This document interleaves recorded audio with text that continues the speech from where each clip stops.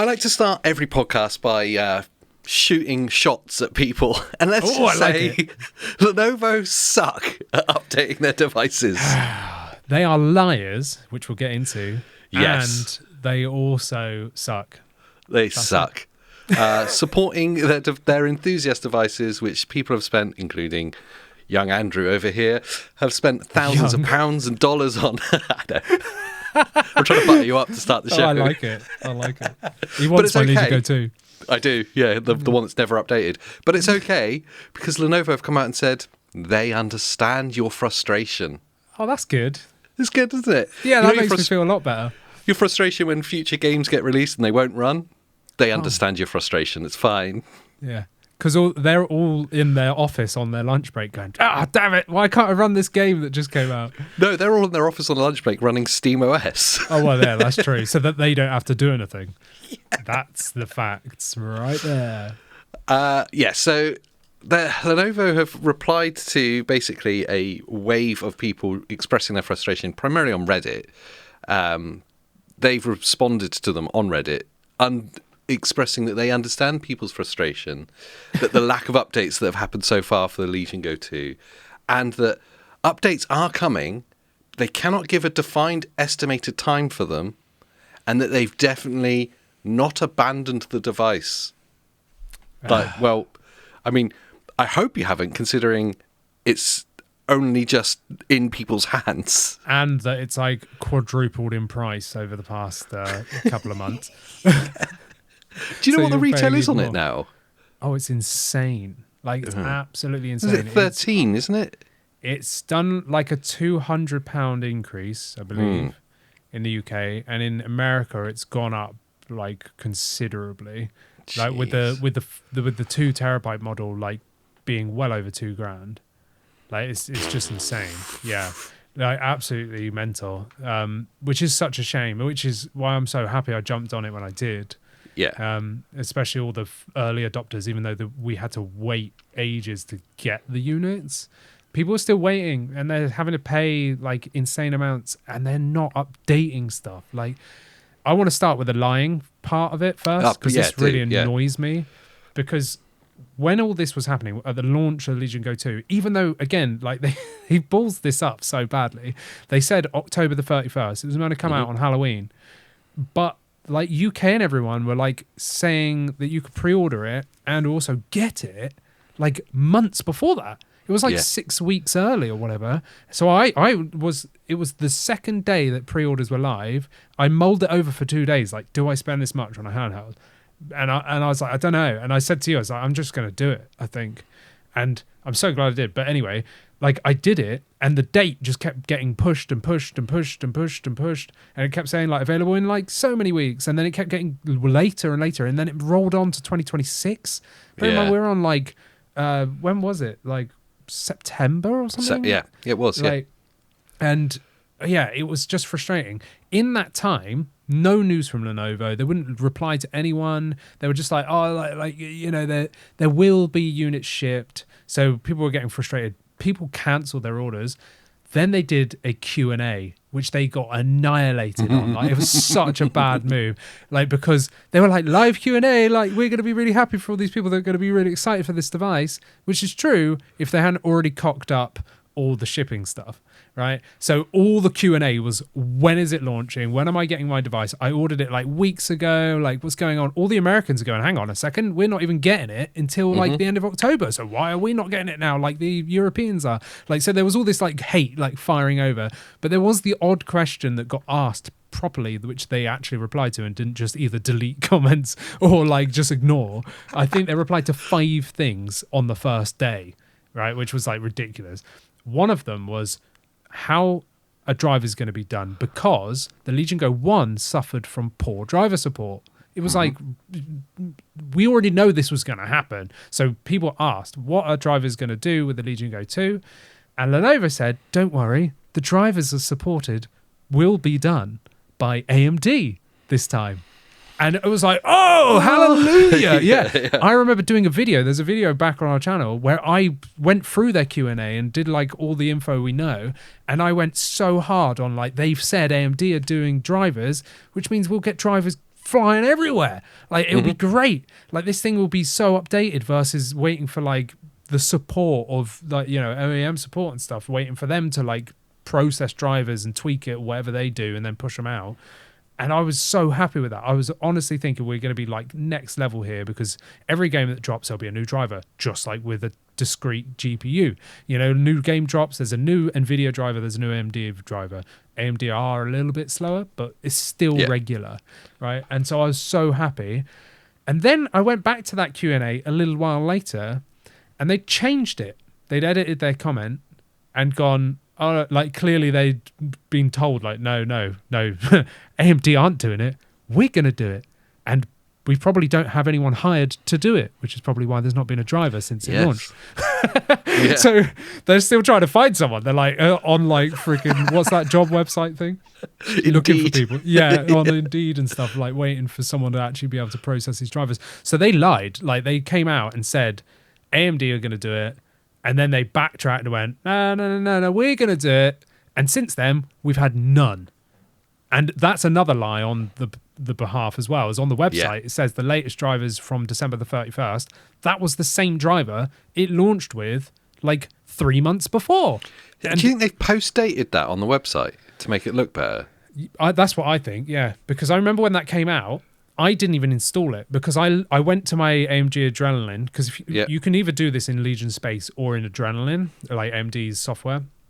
You can see what driver you're running, like, and it's the exact like crazy AMD number, like, you know, a load of someone's just facepalmed the keyboard and said that one, it's that one. And I remember that launching, and everyone was on Reddit going, new driver, sweet, and I was like, yeah, I'm getting ready to install that. Went to it, thought, let's just check which one I'm on. I went, oh, I'm already on that. And the one that was on the Lenovo website previously, the launch driver, is now removed. And the only one that it displays, is December the 31st. Normally, you have all of them. So you can go back and roll back or whatever you want.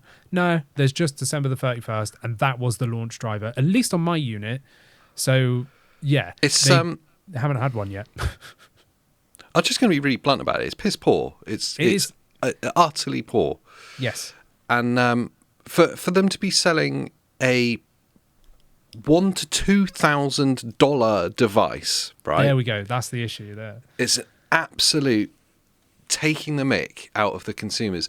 They acknowledged when they announced this and put the pre-sales up, I remember this part really well, that they weren't expecting such popularity from an enthusiast device. Yes. So they know, it sold a lot because they couldn't get the stock out. That was a huge thing. Yep. And B, it's for the enthusiasts. So these aren't your average Joe user who are going to pick up occasionally or wouldn't know how to tinker around or even wouldn't know where to look for driver updates. You know, they're not like Switch 2, like I just play it occasionally. Yes. These are enthusiasts. These are the people that you can give bare bones driver updates to. Yeah. With a list of bugs, with a list of bug fixes, and go, off you go, you can fix it. These are people that are going to be pushing games as hard as they can. These are, let's be honest, your beta testers for the more public releases, for the more consumer devices. Yeah. The lack of support for it is upsetting. We are 6 months post-launch, and there's not a genuine graphics driver for it update. Not from Lenovo, no. There's Windows, on the other hand, you can get some generic drivers which have updated. There was one literally a few days ago. Mentioned it in the new update video that we posted the other day. And that is from Windows. And judging by someone that tested it, it looks like they fixed the Elden Ring issue with that driver update. I haven't tested it, so that's why I haven't. So, are we really going to accept that as Lenovo users, you're just going to rely on Windows to do our generic Windows drivers? I mean, that's not cool. That's not there's nothing okay about that. And for Lenovo to put out this, I'm going to read some of it because it actually made me a bit angry. For them to put this out is it's just not good enough. Yeah, they were responding to people on Reddit. So it's from their official Reddit thing. They do love a Reddit, don't they, Lenovo? Yeah, I don't know why. It's why? Weird, isn't it? That's where we engage with our users. Okay, whatever. The opening line, I understand the frustration. Do you? Yeah. For someone that's potentially spent like $2,000 Yeah. and is potentially facing the fact of like, well, if you don't update this, then at what point do games stop working? Or when do I come across like game-breaking bugs that I can't run these things? Like, at what point does it become a very expensive brick that's good for emulating? Like, Yeah, especially for those that don't want to move over to SteamOS. You know, for those that are like really Windows diehard, like there's plenty of them. It's a real shame. Like you said, like if you're spending that much money, imagine buying a new car and it comes up saying oil change due, and then you go there and they go, he's not here. And then like 6 months later, he's still not here. So no, you it's actually, we could put in generic oil, but this engine is actually designed to run this very special oil that only your car manufacturer makes, and they've not actually made any oil for it. Yes, You'd be like, exactly. Well, what happens? Just, I mean, you can use the generic stuff. It might be all right for a bit. But it might break down. Yeah. Or just don't use it. I mean, there's that option too. Yeah. It's terrible, isn't it? Like, you just wouldn't get that kind of service anywhere else. So my frustration in this update that they put, it ramps up as I'm imagining all those people that like the people that have like listened to us waxing lyrical about like the performance of this thing and maybe have gone out of their way and stretched to buy it over one of the slightly more affordable options. Yes. I imagine those people that are like, what, why has there not been support for this? Have they just abandoned it? They then go on to tell you where you can find updates. To clarify, graphics drivers packages for the Legion devices are posted to the Lenovo support site. Like, yeah, well only when you actually do them. Yeah, exactly, yeah. So they're like, sorry, we haven't done any updates, but don't worry, because you can find updates here. But you haven't done any updates. No. Like, I know where to find them. Like, what? I am, as you say, one of the enthusiasts. I know where to look. Yeah. At this time, we don't have a publicly available ETA to share when the next Legion Go 2 graphics driver release will be. But that said, the product has not been abandoned and new packages will be published once testing is complete. But who's testing this? Have they got one? Is it a one-man team? Like, do you know what I mean? I honestly think you might not actually be far away from the truth. The fact that stock was so hard to come by at launch, I think the popularity of it took them by surprise. But I don't think they've responded to that in like staffing up on the support side. Yeah, they need to go hire some more people and like actually show some support. And there's a very real potential of like a conflict here happening, that because what's happening simultaneous to this behind the scenes at Lenovo, specifically with the Legion Go devices, it's the SteamOS rollout, isn't it? Mm-hmm. And when I pay attention to like the Lenovo team on LinkedIn, let's say, which is where all like the kind of office-y types hang out, all they're talking about is SteamOS. Anything SteamOS, they're promoting it. SteamOS on this device. Can't wait to see SteamOS rolling out on the Go 2. Like, are they just all focused on that and have gone, do you know what? The Go 2 Windows will probably be all right for a little bit. We can come back to support it once we finish the SteamOS rollout.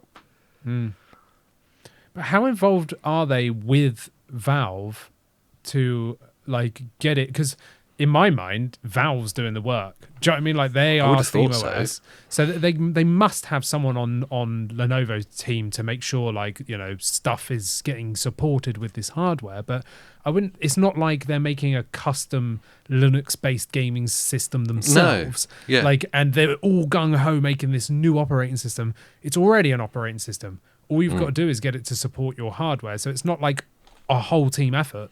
Surely it's like a couple of people, whatever, from Lenovo, and then some people in Valve going like, yeah, that's cool, and whatever. It's like very weird. Basic stuff, isn't it? It's like aspect ratios, display output, and then like hardware inputs. Because, like you say, everything else about that operating system is really well matured. It works, and you've got users that have already installed it themselves. Like, it's already there, isn't it? Yeah, like, it is already there. And there's always, like, updates getting pushed from Valve that add support, and I'm now seeing more and more support for Legion Go 2 like coming through. There's, every time I update the thing, there was a big one the other day for SteamOS, and that added like a bunch of new things as well. So there's always like new stuff coming. It's obviously not fully there yet. And I know everyone's going to complain that I haven't done the part 2 of the SteamOS video because it's been a while. I will do that at some point. We've just had other stuff going on. It just gets so busy, doesn't it? I know, yeah. There's been so much stuff. Like, we need to jump on this, that, and the other. And so it gets... We're like Lenovo. That's what happened. They're like... So now I understand. It's all right, Lenovo. Feel your pain. Don't worry that people have spent thousands. It's fine. It's the biggest concern about these devices in general, is I don't know if manufacturers are unaware of the growth in popularity or unappreciative of it, or are just not teaming up in the right ways, because it's the biggest concern when all we do is cover them and like try and advise people on what to buy and how to set them up best. When the manufacturers themselves are unsupportive,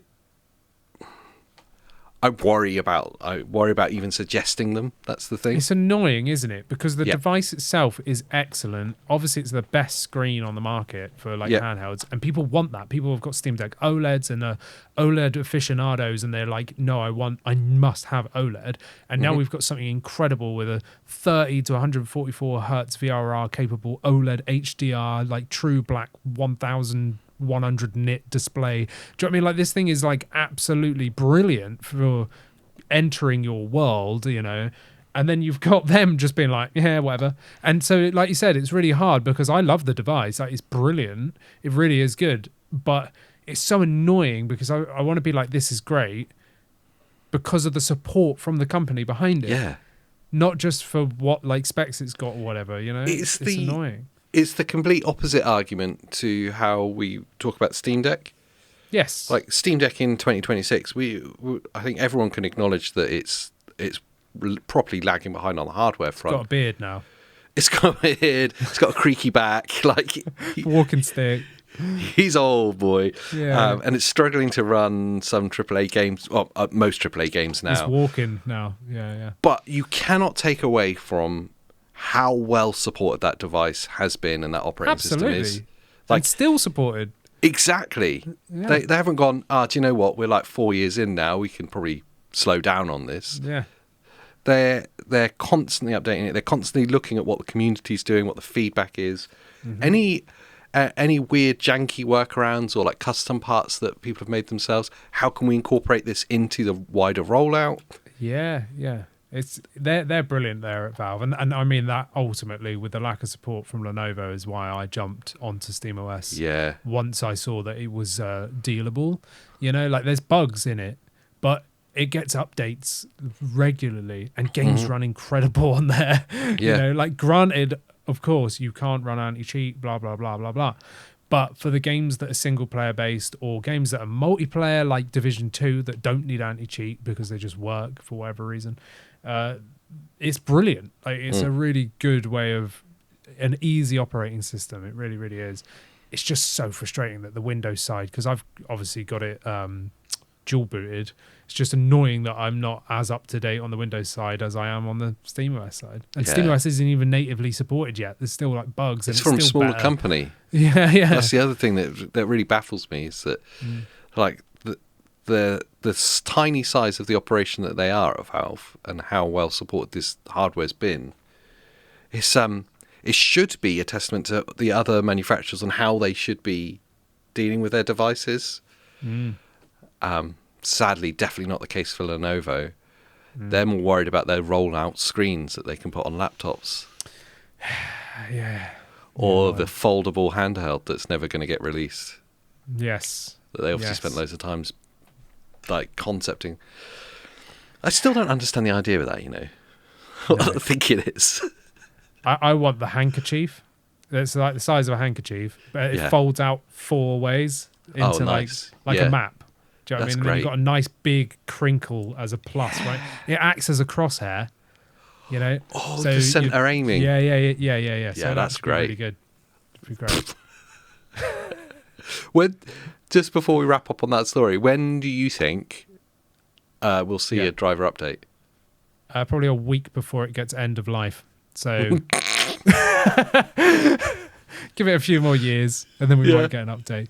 I've no idea. I couldn't even speculate. I hope this year. I mean, I don't know. I've no idea. It's wild, it's isn't a it? shame. Yeah, it's to be talking in those terms. Yeah. But like you say, we are 6 months post-launch and still nothing. Still nothing. Just do what you said you were going to do. Pass it over to AMD and let them just roll drivers out, and then everyone will be happier. Yeah. It's horrendous. But I'm going to move on because it's time to say, welcome back to the 128KB podcast. We are back once again. Due to lack of popular demand. How have we swapped that around? I have no idea. But I liked it. It's good. I could see the confusion. I know. I was like, what? I'm saying words I don't normally say. It was good. I enjoyed it. Yeah. How's your week in gaming been? Yeah, good. What have I been doing? I did play a little bit of Division 2. That's why I brought it up a minute ago. On the Legion Go 2 on SteamOS. Because I was like, I just want to try. There's been like loads of updates on this game. Like Division 2 came out like 6 years ago, 7 years ago, something like that. I liked it. I liked it back in the day. So I used to play it, even with one of our members, Temperus. Temperius. I always get his name wrong. Is it Temperus? It is Temperius. So I was trying to go there, but yeah. So we played that like many years ago, and we had a great time. And then out of nowhere, there were like updates. I was like, oh, okay. So I'm not really planning on playing it, but I just wanted to jump in and see. And I thought it was a good way of testing on the SteamOS because it is a multiplayer game online, and I know it works on SteamOS. So I was like, well, I'm just going to try it then. And yeah, it runs amazing on the Legion Go 2. Like, it runs really good, especially with like me tweaking settings and stuff. It was just running great. And I was like, this is really fun. It's really good on the Legion as well with a big screen and stuff. It's actually a great game. So if you haven't checked that out, I think it was on sale on Steam for like $2.99 the other week. Oh, wow. It was nuts. Yeah. But they're massive updates. So I've been playing a bit of that. Of course, I've still been playing Resident Evil Requiem. Yeah. So it's just got mad. That game is so good. Like, it is so good. I don't want to spoil it for anyone, and so I won't. But there's a scene with Leon that is, to me, the equivalent of Chris punching a boulder. And I was just watching this scene thinking, this is so far-fetched, so ridiculous, like over the top, that I love it. It was so Resident Evil. I was just like, this is brilliant. From the very first chapter of Resident Evil, they never hid the ridiculousness, did they? Like, no. Yeah. It was like, yes, pseudo-realistic and like, imagine yourself in this world. But also, like, as the story unfolds, it just gets more and more like some kind of mad scientist nonsense. Absolutely that, yeah. And I'm happy because, like, the first large portion of the game, you're Grace, and you're playing for ages. And I went around the mansion-y bit, whatever it is, like this building, and I killed everyone as Grace. So when I came as Leon, there was no zombies left. Like, it was just empty. And I was like, oh, okay. Like, fine. I was like, well, that's weird. There was the odd crimson head, when they mutate. But there was literally maybe 2 of them, and everyone else was dead. And all I had to do was go and find all the hidden items that you get as Leon with the hatchet thing he's got by busting like doors down that he can only do. So I was like, oh, that's a bit of a letdown. So I played as Grace for like 4 or 5 hours, then 10 minutes as Leon, literally. And then I was Grace again for like hours. And I was like, is it going to be like this? Do I need to like avoid zombies and stuff so that I can kill them as Leon? Like, I didn't really understand. And then, so you do all these big areas as Grace. Then something quite big happens and you become Leon. And then you're Leon for a good amount of time. And there's like a big like open zone. Like, I really don't want to say anymore because I don't want to ruin it for anyone. But you're Leon for a good amount of time, and it's kick-ass. Like, it's so good. I'm like, this is what I signed up for. Like, I love the dynamic how they've like gone from that like the horror-esque survival horror first person as Grace to the like Resi 4 style combat and everything of Leon's Am I right in thinking it's more like one is like kind of almost like stealthy horror survival. Yes, absolutely. Yeah. And the other one is like let's play an arcade game and can you parry and destroy stuff? Yes, absolutely that. Yeah. Yeah. It's so good. I know I've been talking about this for weeks now, but it's because I'm only playing it like on the weekends. And so it's like, so you're dragging it out. Yeah, I'm dragging it out because I don't want to like just cane through it. But this weekend, obviously being Easter and stuff, I'm actually going to be away. We're going up to my parents for a couple of days, so I'm not going to be able to play it. Oh, no. But tonight I'll play it. I'll play it tonight for like a few hours, and then the rest of the weekend, sadly, I won't be able to. But yeah, I love it. So that's what my weekend game has been. How's yours? Nice. Not a lot, to be honest. But the odd bit, every time I have to film anything, like I always go to the same game. So I was like, I'm going to try and play something different. Turn the Xbox on, and I was like, what's new on Game Pass? And, Super Meat Boy 3D or whatever the hell it's called was on there. Out? Yeah, I didn't realise it was out yet, to be honest. No, I didn't realise it was on there. Played that and I was like, it's just annoying. It's one of those games that's just annoying. And I know that's the point, but it's just annoying. See, that it's hard because that kind of gameplay is right up my street. They're like difficult platforming. Yeah. But I can't bring myself to play that game because I know it's going to be so frustrating that I'll just get pissed off. It's proper addictive, though. I will say that. Yeah, I might have to try it. I just sat there for like, my intention was I just need to film like 5 minutes of playing any game. Yes. And I sat there for an hour just playing this over and over. Yeah, so it's proper. I had no fun the whole time. But oh, I love it. You know what they're like. Yes. Darwin's Paradox came out Thursday, was it? Yes, Thursday. And yesterday our Will It Run video went out for the handheld. Yeah, and I realised last night that it's also available on Switch 2. I didn't even know it was on Switch 2. No, never did I. So I'm going to get that this weekend. Do it. Yeah. It's so good. I need to check the demo out first because I want to make sure it runs okay. Yes. Because but it just looks like it'll be fun, and it's quite a short game as well, which is I'm kind of getting more into now. I like the little small hits, and it's priced accordingly, which is great. £20, $25. It's a really good price. It just looks cool. It's got a great art style, and it's brilliant. A few hours of fun. I just want to get into something completely different for a little bit. Almost like a palette reset for gaming, you know? Absolutely, yeah. I want to start off with talking of palette resets and Resident Evil as well, actually, interestingly. Because the Shift Up, the team that made Stellar Blade, have teamed up with the original creator of Resident Evil. Is that right? Yes. Yeah. To create a new studio. Yes. Called Booby Zombies. Yeah. Unbound, sorry. Leon with boobs. Yes, that's it. Yeah. So yeah, Unbound. See, imagine a crossover between what Shift Up have done and what Resident Evil was. It's hard to imagine. So zombies with big boobies. That's what it is. Is it an arcade game like on rails, like House of the Dead? Or it could be. That'd be quite cool. Or is it just like first person? Like maybe it's like Resident Evil, but you're in a strip club. Yeah. Like maybe it's in LA or something, and you're like, What's that film with Tarantino in Dusk Till Dawn? Yes. Yes. It's the game. The best jiggle physics on a zombie you've ever seen.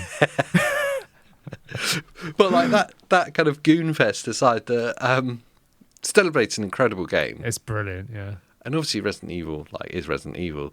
So seeing them come together and they're talking about they just want to make the best experience for gamers and da-da-da. Normally when I hear that kind of corporate speak, I like want to vom. It's the kind of thing you'd hear from like the Xbox team whilst they're in suits. Yeah.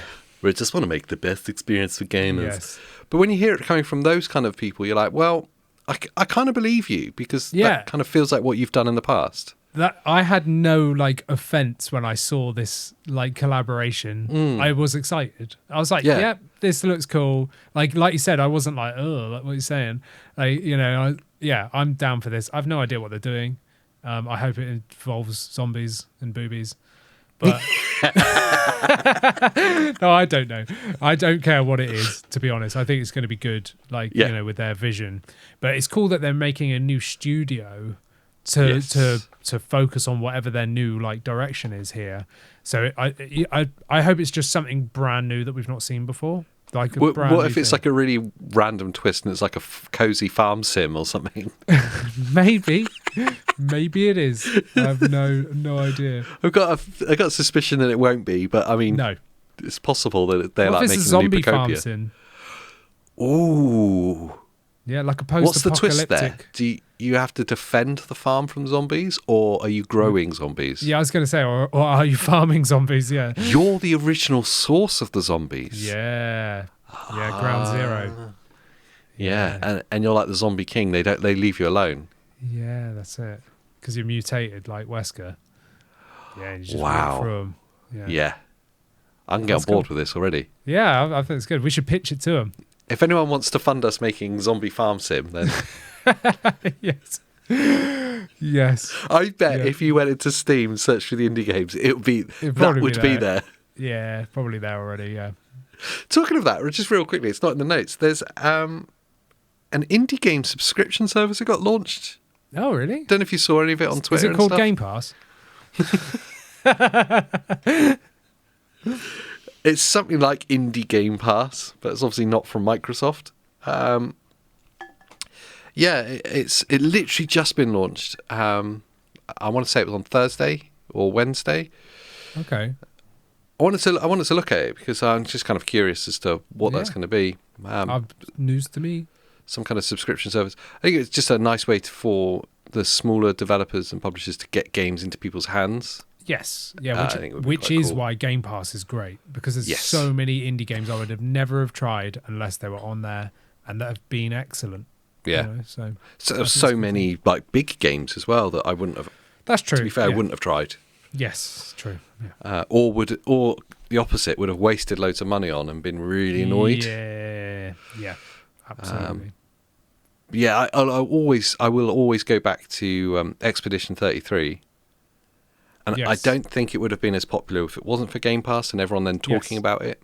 Yep. Because when they did, I remember really clearly when they did the developer direct, and that got announced, and I remember just saying to you, "Be like a French JRPG." I'm just, yeah. Even I was like, I saw the turn-based style, and I was like, "It's not for me." Not for me. So I kind of was like, "Meh." Art style's cool, story seems cool. I was like, but I'll never play that. And you thought the same, but you ended up actually playing it to completion and loved loving it. Yeah, genuinely loved it. And that's all thanks to Game Pass, which is and maybe that's why when I think about games like Starfield as well, why I'm so forgiving of it, because I didn't have to pay 70 quid for it. Yeah, it was just on Game Pass, so it was fine. Yeah, that's coming to PlayStation is it next week? I've seen pictures on Twitter of like boxes of PS5 hard, like physicals arriving at places. So yeah, I imagine it's very soon. I wonder how it's going to do, to be honest. I'm really curious. I'm curious, yeah. I don't know if that's something that the PlayStation fans really want, but I say to everyone, I've like friends that are PlayStation, like only PlayStation, and they've asked about Starfield. I'm like, I always ask the same question, like, did you enjoy Fallout? Yeah. And they're always like, yeah. I was like, then you'll probably enjoy Starfield, because it's just Fallout in space. It's literally that, yeah. Yeah. Do you like Skyrim? Do you like Fallout? Yeah. Elder Scrolls. If yes, then you'll like it. It's no different. So I am confused by a lot of the hate that it gets. I understand that some of the stuff is annoying, though, to be fair. Some of the more minor things. Like anything where you go off of the main quest storylines, when you're just doing like the silly little side quests like bounty hunting and stuff. Yes. That gets so incredibly repetitive. Like, yeah. But it is in most open world games. Yeah. I mean, they've been a bit lazy with it, to be fair. Like, there's like areas that are duplicated all the time. Exactly the same maps inside of stuff. Yes. Like, that's a bit lazy. But yeah. I've not even looked at what the DLC is particularly. No, I know that I haven't. the fast lane things is supposed to be like improve the space travel, so you don't just load screen everywhere. Oh, You can okay. actually travel through space and stuff. Oh. Yeah, that's cool. Because that was Yeah. one thing that people were really upset about Yeah. originally. Where we liked it. We were just like, hey, look, Yeah. I've got to the place. I If don't you really want- care if you about wanna, like, floating just- around. If you want to just float around, go play No Man's Sky. It already exists. Yeah, exactly. Yeah. Yeah, or EVE Online. That's all you do in that game. Yes. Yeah. Right, we're going to be traveling for the next 48 hours. Yeah, I'll log off and come back on in a week when I've got there. Yeah, madness. Handheld stuff. That's why everyone's here, obviously. There's a new handheld coming to the market. Wow. Yeah, I know. What is it? Well, it's like a retro gaming thing. The Evercade Nexus. Ooh. Very old school subscribers. Yes. Very old school. And I'm talking people that have been subscribed to the channel for like 4 years. Or if you're one of those YouTube archaeologists and want to dig through and find it. We covered the Evercade when it first launched. Yeah, it's behind my Pac-Man on my shelf. Literally, I can see it laying down. It fell down because I don't actually have a stand for it. So every time I prop it up, it goes whoop and slides down. I'm like, I need to put something on there. Catch you up, if you're completely unaware, and it's understandable because it's a very kind of weird little niche area of gaming.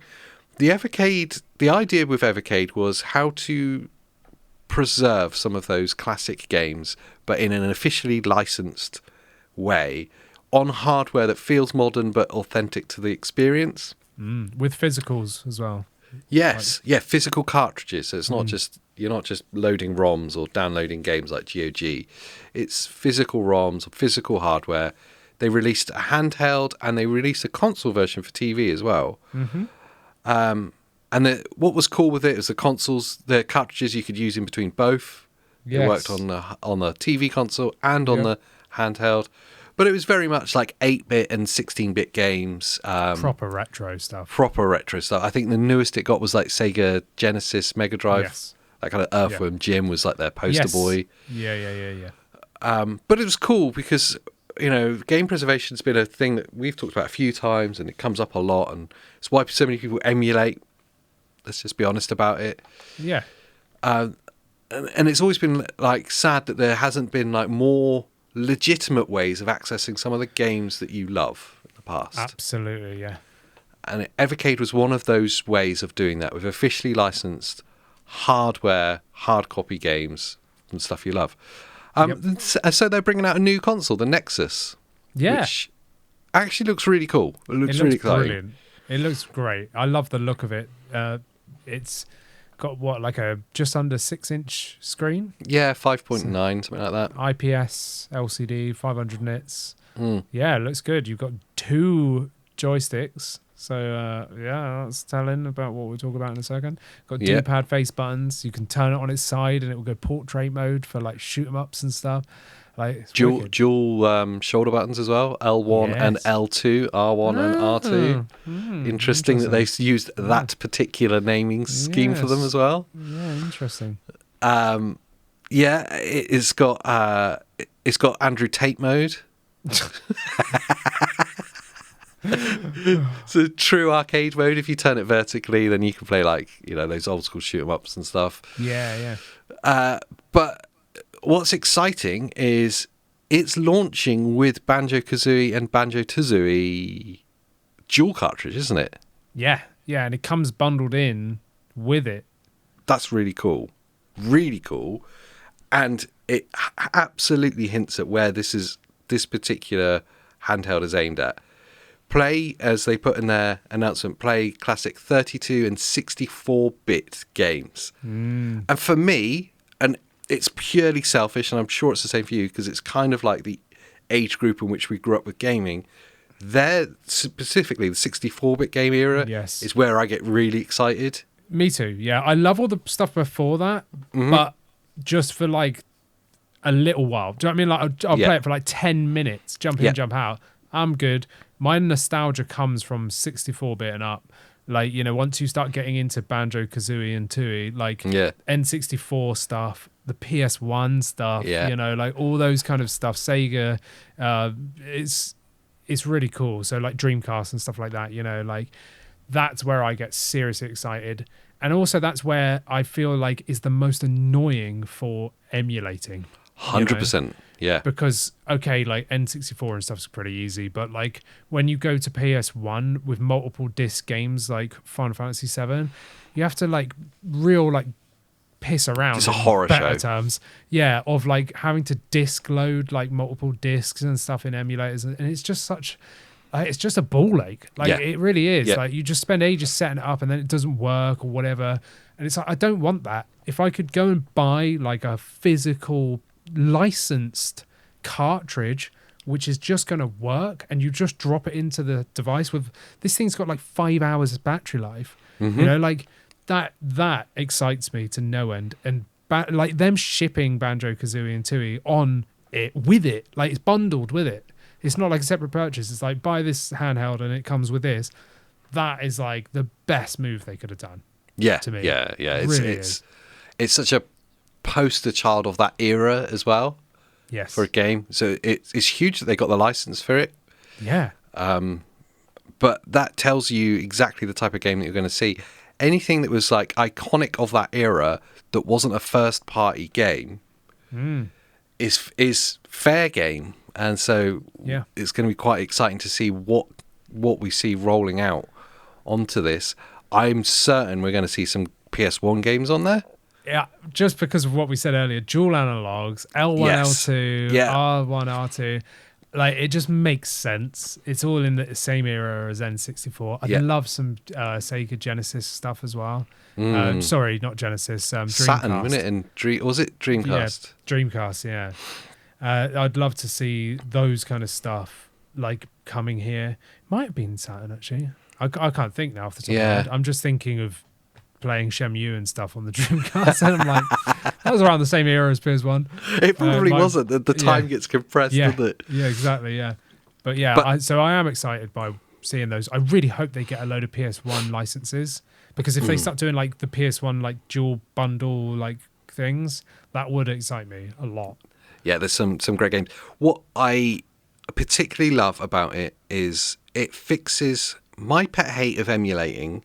Yes. And I've said it before, is quite often, let's say, if you picked up an Amberneck or similar, they'll quite often wrongly, naughtily, ship it with a micro SD card with 10,000 ROMs on it. And let's say you're opening this up, you have this real, like, almost like a Netflix problem where you're not sure what you want to watch. Yes. You have this real problem where you're staring at a menu screen of thousands of games that you could possibly play. It's full analysis paralysis. Isn't it? You just go, and then you don't do anything. Yeah. And inevitably you'll pick something that you go, oh, I remember that game, let's play that. You'll play it for 10 minutes, but you have this like greedy kid in you. It's like, no, I want to see what the other games are. So then you're back out, and then you're back in the menu, and then you go find something else. You end up spending the whole amount of gaming time typically not playing anything for more than 10 minutes and just bouncing around. Exactly, yeah. What the Evercade system has done, it's just really cool, because it's hardware based and cartridge based, you just buy the game that you want to play. Mm-hmm. Pick the game that you want and just play that because you've got it on a physical cartridge. You don't have to worry about like, oh, I've got 10,000 to pick through. Yes. Yeah. So as they release more 64-bit games, maybe you don't want to play Banjo-Kazooie. Okay, well, it stays on the shelf, but they've just released something else that you do want. My God.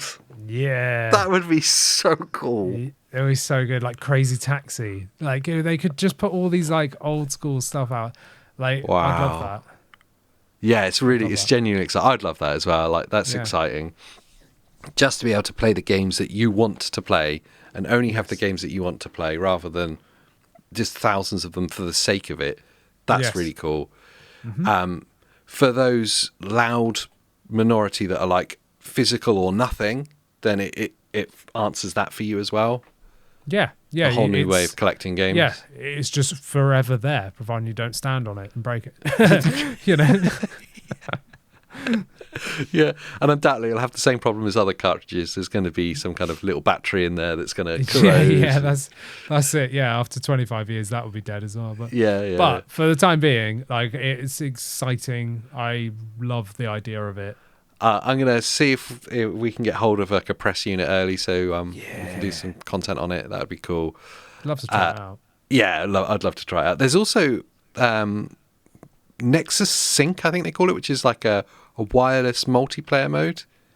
Oh, okay. Which kind of reminds me of something Nintendo would do. Yes. Basically, you can sync two devices together and play like anything that's multiplayer. You can play them together without being tethered with a cable, which is quite cool. Yeah, it's cool. Yeah, I like it. It's just a nice little thing. But yeah, excited for that. It got announced this week.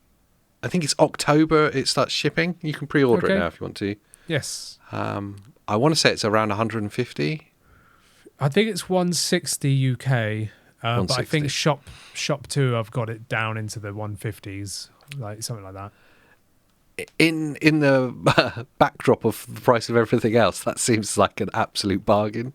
Oh yeah, it's crazy. If you're into retro stuff and you don't want to deal with ROMs and emulating and stuff, even though that's part of the fun for some people. Yeah, true. You know, if you just want a dedicated handheld that's got like 5 hours battery life, nice, decent sized screen and stuff, you know, this is cool to look at. It's a good price point, I think. Talking of something that probably won't be a good price point, Steam Deck 2. Steam Deck 2. Just when was it that this was going to like roll in, you know, the news? Because it's always been talked about, hasn't it, for years? And like now we've got some more information. It's the amount of information coming out is starting to ramp up, which to me, rumors are fun and always kind of exciting to talk about, you know. But when they start really ramping up in the volume, you know that there's truth inside there. Something's happening, yeah. Something's actually happening. Steam Deck 2 is reportedly targeting 2028, but delays are possible due to the obvious RAM and storage shortages, which has been shared by Kepler L2, which is one of those kind of very famous leaking types of people. They need to get a plumber in.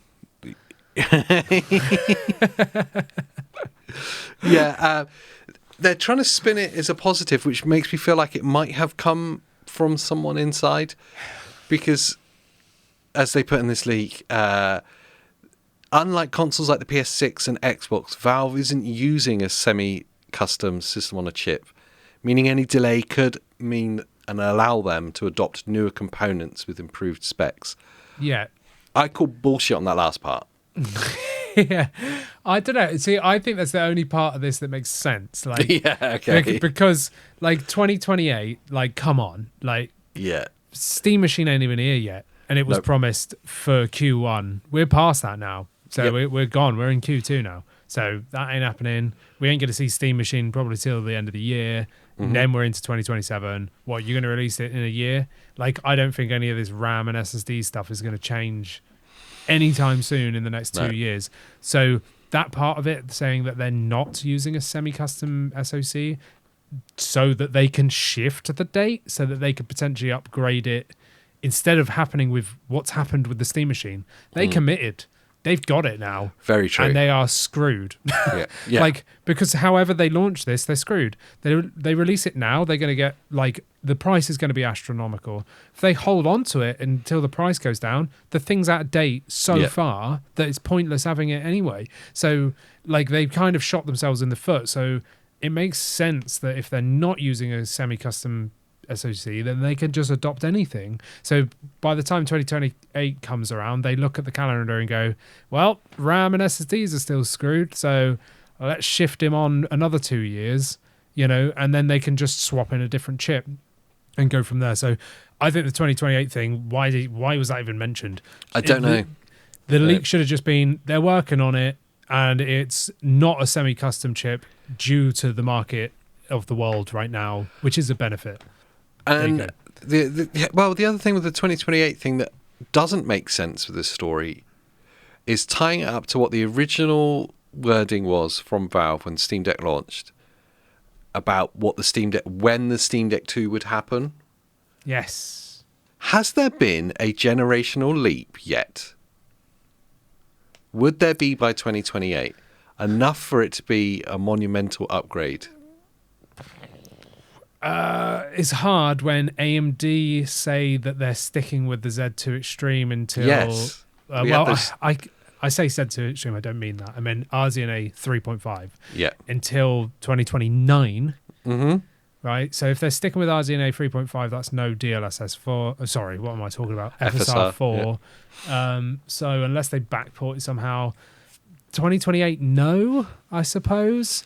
I mean, 2030, yes. Yes. If we jump straight to RDNA 5 and we skip 4, which is what looks like is going to happen with GPUs and stuff like that, then there's your generational leap from what it's currently got.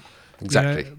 So, yeah, it's a tough one. I think 2028 is total BS. Like, that's like me saying I'm releasing the Legion Go 3 today.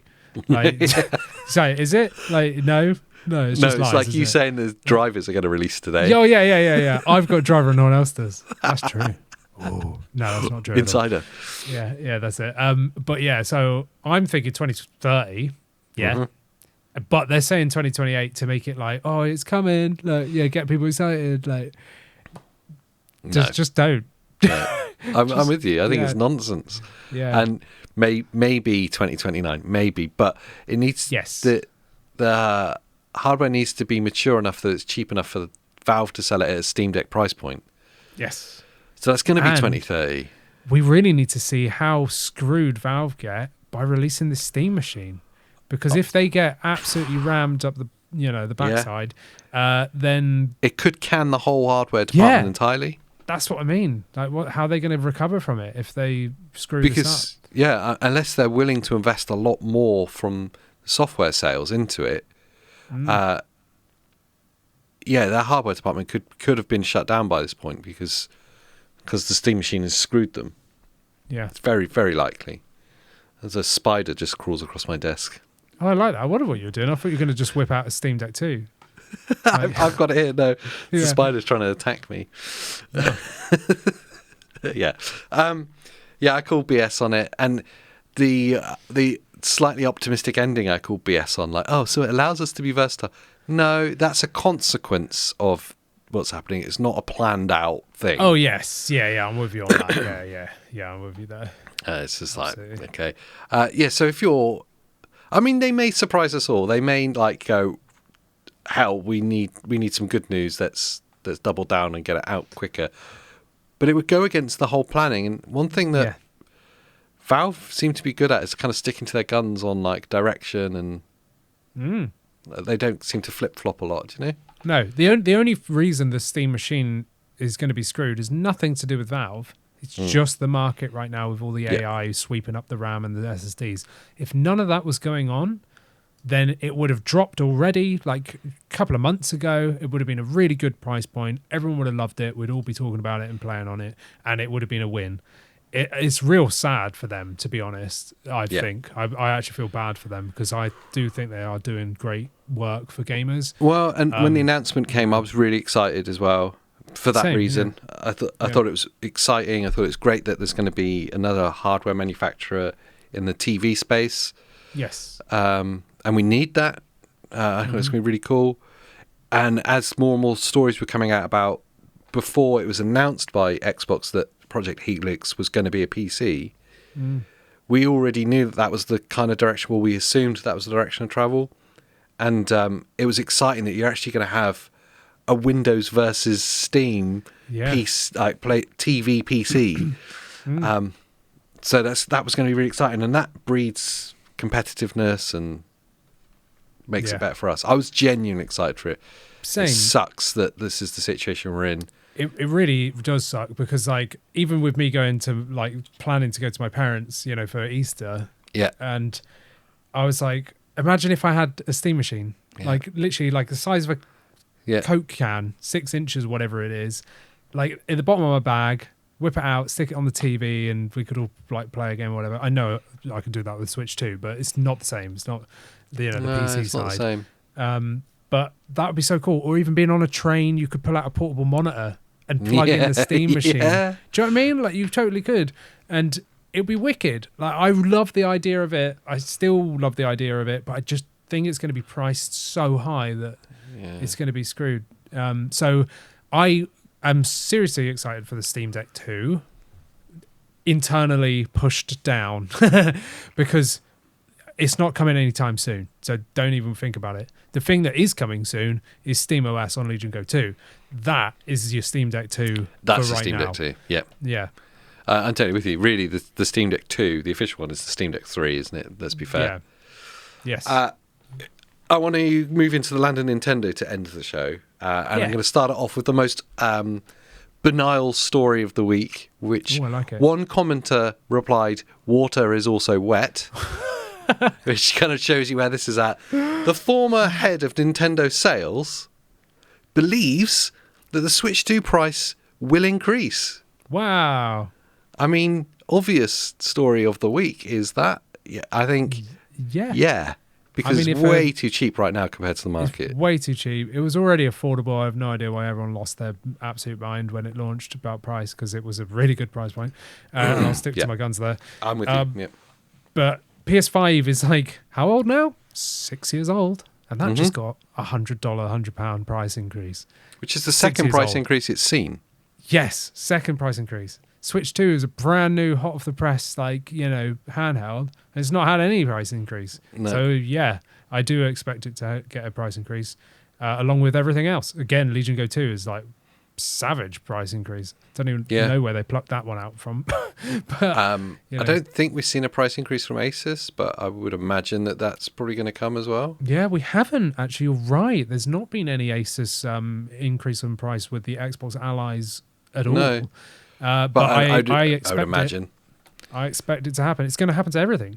Yes. Literally everything. Yeah. And how it's announced is just the difference, whether they just do it silently or...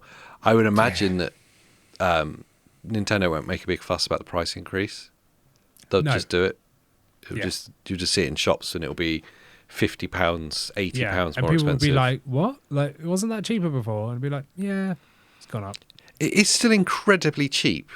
It's amazing value. Well, what's the RRP of just the console? $399, I think, in the UK. Yeah, you're absolutely right. $395. Boom. So if you saw the Switch 2 without a game, just the Switch 2 base, and it was $450, makes sense. In this landscape, you'd be like, still amazing value. Still amazing value, absolutely. When they're genuinely talking about the PS6 costing $1,000 or £1,000, and I always put it in here, but like we don't particularly do that a huge amount, but like it's genuine talk this week that's where it's going to sit. Yeah. Then the value it seems to make sense. What's the PS5 Pro now? I'm sure that's 800. Oh my God. It was launched at 800, didn't it? So it would be 900 now? It could be, yeah. I think it's like 870 now. Holy Christ. It hikes by 90 to £90. That's insane. So or in America, $900. Oh my days, that's insane. So we'll go back to like when the Switch 2 launched and everyone was upset about the pricing of like games and of the hardware, and we were really defensive of them. The only bit I can't defend them on is their accessories are really expensive. Yeah, but they've done that on purpose to keep the console price down. So, they've always been expensive for accessories. Joy-Cons were always really expensive, just how it is. And you're right, they do that because that's where they make the money that they're losing on the consoles. Yeah, yes. And to be fair to them, they're the first to separate the pricing of digital and physical games. Yes. Yeah. Whether that means digital gets cheaper or just means physical's more expensive, I think we know where it's going to go. But the price of everything related to computing and gaming is going to go up, including software, because that's where a lot of the hardware manufacturers get their money back. So physical games get more expensive, but the digital games stay the same price, let's say. That's still a good deal. It's just that the landscape's changed. Yes. And we have to accept it because there's no alternative. Well, there is an alternative. Don't take part at all. Yes. I mean, you have that option too. Yes. So Switch 2 price increasing. Let's say it goes to £450. If it's £450, we're talking. I still think that's incredible value. It would be. I do too. Yeah. It would make it the only sub 500 console, wouldn't it, of current generation? Yep. Yeah, it would. Yeah. Other than the Series S, right? Oh yeah, that's a fair point. I mean, could you recommend the Series S to anyone right now? No, I'd get a Switch 2. Well, it depends. If you've got a Game Pass subscription, then maybe maybe it's value to you. It actually is quite good. It's only £300. Is it? $299 Wow. Direct from Microsoft. $299. Yeah, Whoa, they're trying to shift that bad boy. Okay, Yeah. that's really good value. that is really good value. Yeah, there you go. Get a You'll get- Switch 2 and an Xbox Series S instead Yes. of your PS5 Pro. Done. Still be cheaper. I'm 100% with you. Yeah. 100%. But yeah, the genuine talk this week is PS6 will be touching the £1,000 mark.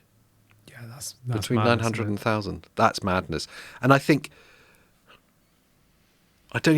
know, hand on heart, people can't afford that. No, it's gone way too expensive. Looking at or thinking about Project Helix, Yeah. it's going to be well over £1,000. Yeah. Right, so £1,000, 1,100. That's where that's going to sit at.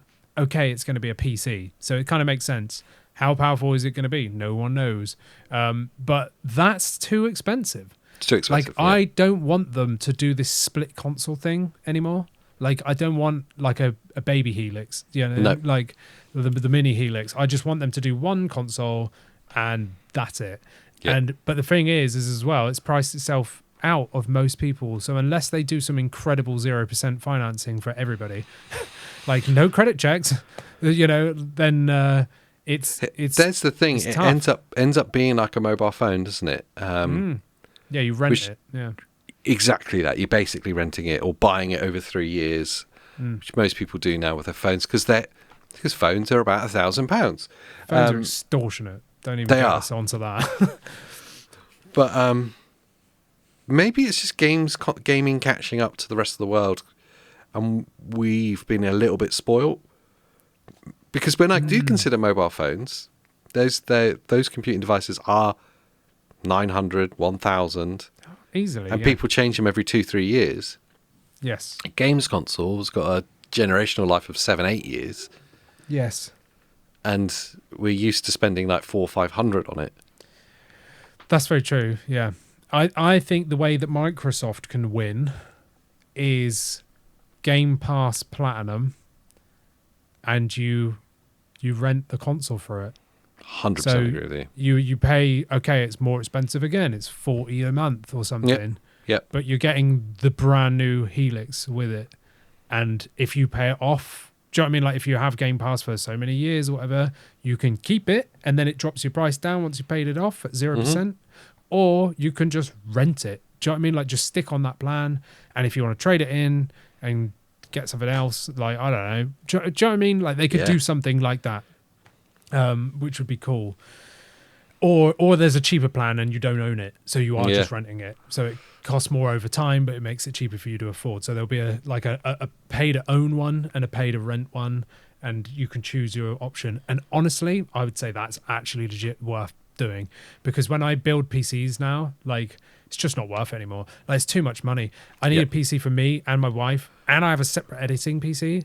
You just can't afford it. Do you know what I mean? No. It's just so much money. So I do put them on 0%, stuff. I'll buy parts or even buy a pre-built.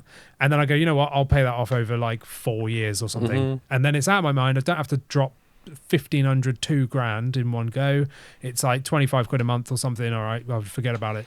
And it is what it is. So they could, if they all adopted this, Nintendo could do it as part of the premium home family doodad, whatever they have it. PlayStation could do it. I think that's where we're going to end up going, because the prices of stuff, it's just too expensive. Everything's going so high. Yeah. It's just not possible anymore.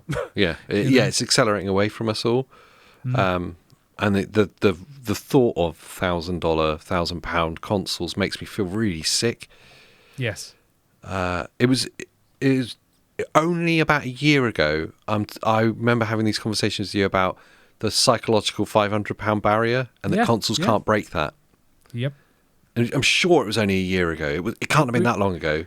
It was before the PS5 Pro launch, whenever that was. And then when PS5 Pro launched, we were like dumbfounded of the price, because we were like, oh, and that's when we then went, well, the future's screwed, because if they've gone there with a like half generation iteration, then the next system's going to be 1,000. And we already saw that happening whenever that launched, sadly. And then all this RAM and SSD stuff started happening, which just solidified it even more. It's a real shame. It really is. Yeah, it sucks. It does suck. But that's where we're at. I'm going to lighten the mood a little bit just to finish it off. That Nate the Hate got all the hate. Yep.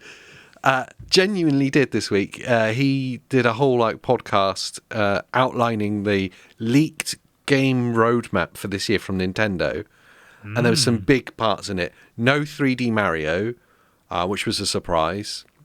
A new Star Fox game, which actually isn't that much of a surprise because he's in the movie. Yeah, that got tanked. Have you seen the reviews? Yeah, I've seen the reviews. Yeah.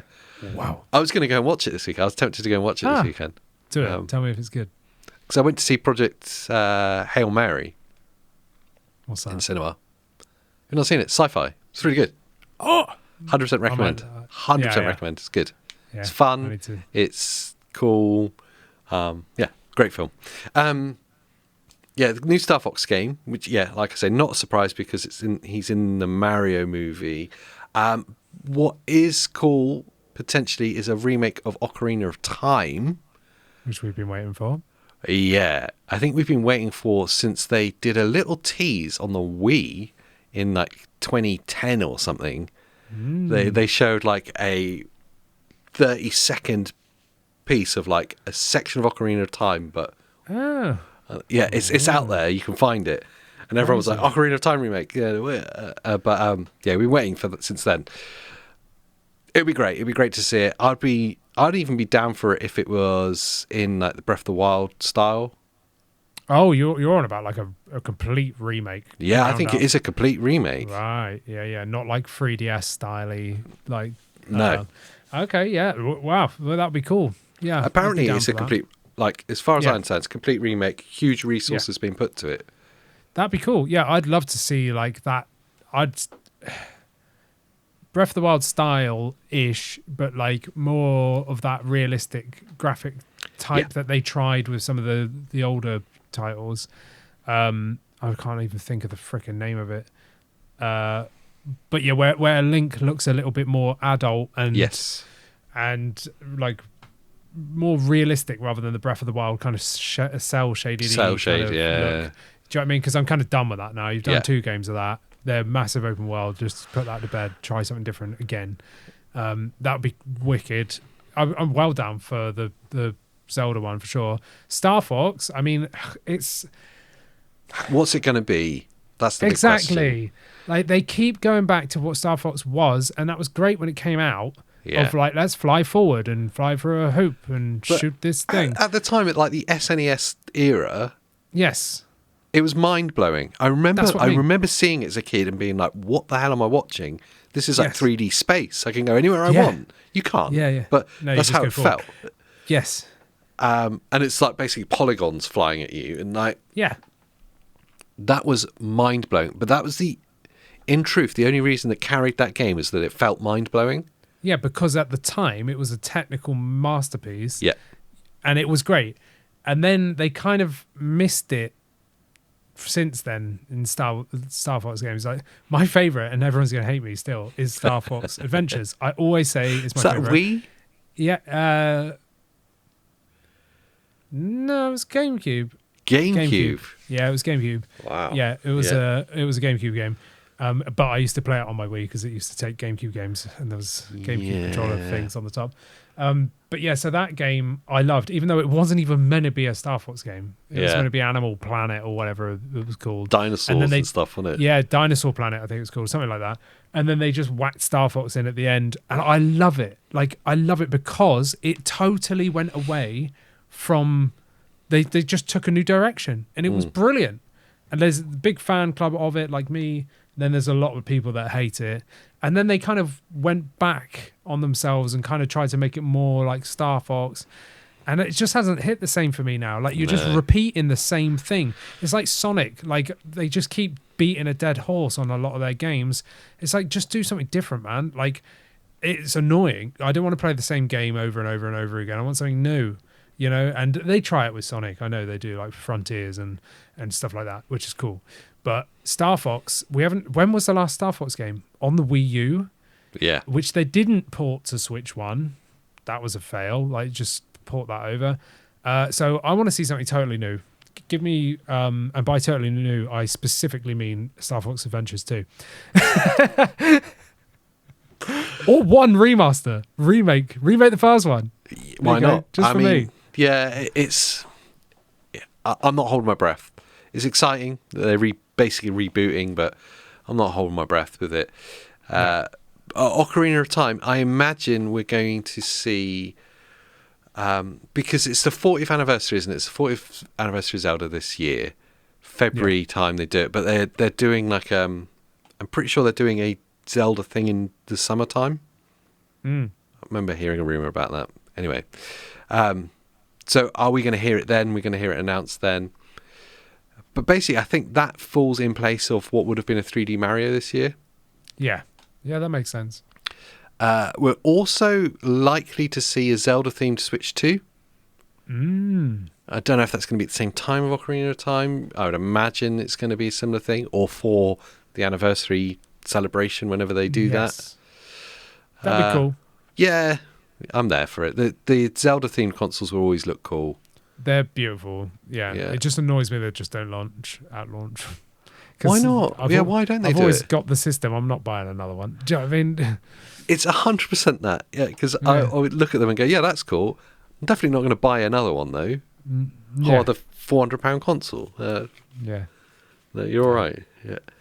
Yeah. And the final happy Switch 2 story is the game that refuses to go away, Pokopia. Yes. Which you said your wife's completed. Yeah. Yeah, in terms of like the storyline and stuff. Yeah. I mean, it's like an indefinite game because it's just Minecraft after that. Yeah. And you just do what you want. But yeah, like in terms of story and stuff, she's completed it. Yeah, amazing. Pokopia has made the Switch 2 sales in the UK increase by 154%. Wow. That's just insane, isn't it? Honestly, this game is one of those that when it was first announced and we were looking at like directs and stuff or like upcoming games, I honestly ignored. I was like, oh, right, a kid's Pokemon game. Cool. Yeah. When I saw it announced, I went, my wife's going to love that. Do you know what I mean? I was like, yeah, she's going to absolutely love that. And then the more we saw, I was like, yeah, she's going to love that. It sadly fails hard by not being two-player co-op. They're like multiplayer, but you just go to like one place, like Minecraft or whatever. Well, not even like Minecraft, because Minecraft's not like that. You just go to like one zone and then like do stuff, or you're very limited. It's more like Animal Crossing Dream Island things. Yes. I hate that. Let me play co-op. Like, let's do the entire game together and help each other. Like, why can't they do that? Like, it really annoys me. Like, these kind of games that I'd love to play with my wife, but we're just playing them separately together. Do you know what I mean? It's like, it is annoying. The game's great. It's good fun. But, you know, you can't play the story together at all. Yeah, but, it continues to be one of those that kind of defies expectation. Pokopia is amazing. I've still not bought it. Yes. Yeah, there you go. Yeah. It's so amazing I've not got it. I keep threatening to, then I'm like, I don't know how much I want to sink hours into this. Yeah, that's the thing. It's long. You know, even just playing the storyline is pretty long. I go back to what I was saying right at the start. That's why the Darwin's Paradox is exciting, because it's a really short, fun little game. Yes. I'm up for that. That's cool. There's a bunch of those coming in a few weeks as well, like Mouse PI for Hire. I'm 100% getting. Can't wait for that. I'm going to get it on Switch as well. Yes. I'm just I think it'd be quite cool to play that handheld. Yep. Yeah, exactly. Yeah, I think so. Anyway, I'd love to know what you guys are looking forward to this month game-wise. Yes. There's loads coming. We've got loads more Will It Runs coming as well for it. Yeah. But if there's anything you want to see, let us know down in the comments down below. Whilst you're down there, make sure you like this video, subscribe for more handheld gaming content. And what else should they do, Andy? They should tell me off because I forgot to put my main light on in the room. Do you know, I was watching, it's like, what is he looking at? There was a moment where you were going like... Yeah, because I was like, oh, my huge, like, 150-watt light is not on. So I'm probably really dark. I've got my key lights here on, but it's probably, like, super dark shot now. Oh, but nice. I noticed when we started, I was like... Something's different in here, and it's because we were talking for so long. I just went, I'm ready. Before we started filming, we were chatting for ages, and then I realised I hadn't turned my light on. So there we go. So everyone, tell me off in the comments. Good. And if you're done with telling me off, or if you want to tell me off more privately, then you can become a member and you can join us in our private Discord. Private telling off. Oh yeah, love it. All right, have a good weekend, everyone. Until next time. Have a nice day.